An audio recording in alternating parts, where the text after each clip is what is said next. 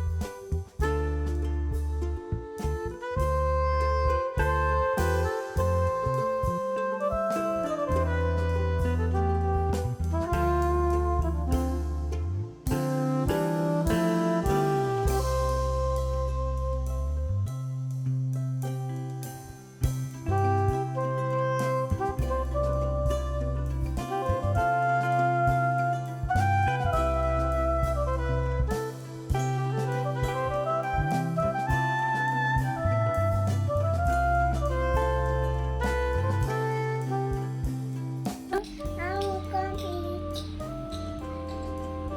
Very good.